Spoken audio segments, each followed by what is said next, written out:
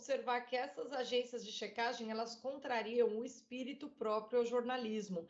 É característico do jornalismo esse bate e rebate. O que tem uma opinião de lado, terá outra de outro. Uma pessoa interpreta um fato de uma maneira, outra pessoa interpreta de uma outra. Então, é aquela velha máxima, imprensa se responde com imprensa.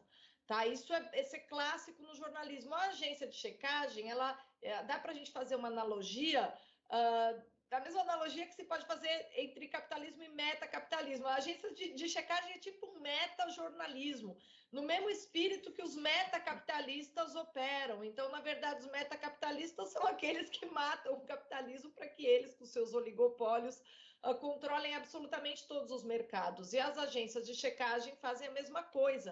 É o metajornalismo. Não basta ter, não é possível que o jornalismo seja um conjunto de tendências que se rebata. É preciso ter um metajornalismo dizendo qual é a única tendência aceitável para que se controle todas as opiniões, da mesma maneira que os metacapitalistas querem controlar todo o mercado, tá? Então é a mesma lógica.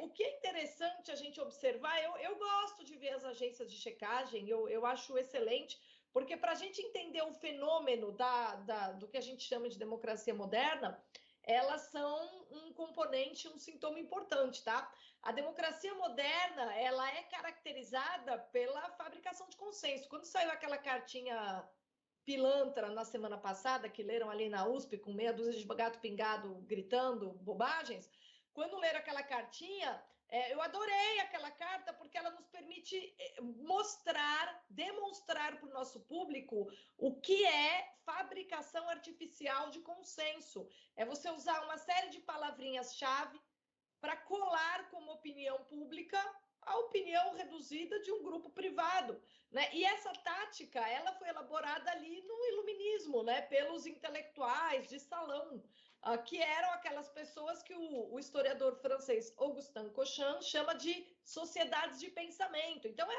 aquilo bem parroso, né? Aquela área, aquele grupinho iluminado da sociedade que decide como que a sociedade vai pensar. E aí eles empregam todas as suas forças retóricas para operar uma direção unívoca para o pensamento. E tudo que não cabe nessa direção unívoca é taxado de mentiroso, falso, ou é combatido com sátira. É nesse sentido que a gente tem ali, por exemplo, para dar um exemplo clássico, aquele velho chavão que hoje todo mundo sabe que está ultrapassado e que é mentiroso, da Idade Média como Idade das Trevas.